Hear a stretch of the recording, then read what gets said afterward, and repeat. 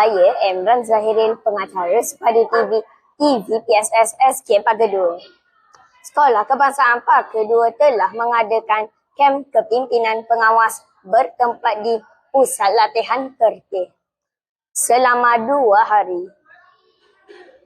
Kem ini berlangsung pada 18 dan 19 Mei 2026.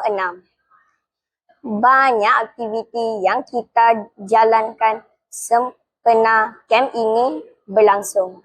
Jom kita saksikan aksi-aksi menarik sempena kem ini berlangsung. Let's go! My stupid heart, don't know.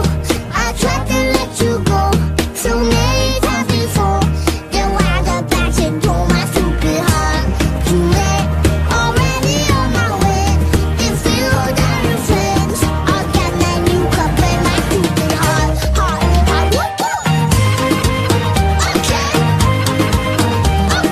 get that new cup in my stupid heart. Don't know, I tried to let you go so many times before. Then why the passion told my stupid heart? Too late, already on my way.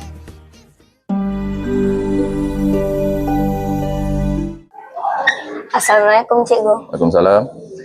Cikgu, Ya. apakah objektif kem ini dijalankan? Secara keseluruhan, objektif kem ini adalah untuk memastikan segala ataupun semua peserta kem ini belajar tentang apa yang dimaksudkan dengan kepimpinan untuk sekolah. Pada pendapat Cikgu, apakah kekuatan dan keistimewaan peserta di kem ini? Okey, pendapat saya, keseluruhan peserta mereka ada potensi yang sangat besar untuk jadi pemimpin masa hadapan. So mereka akan bermula di sini untuk mengenal pasti bakat masing-masing. Jadi ini secara keseluruhan daripada 2 hari 1 malam ni ada beberapa orang yang sangat potensi untuk jadikan kepimpinan mereka dibawa ke depan. Antaranya awak lah sebagai pemimpin yang telah dilantik oleh sekolah. Terima kasih. Friends, I'll get that new cup in my stupid heart.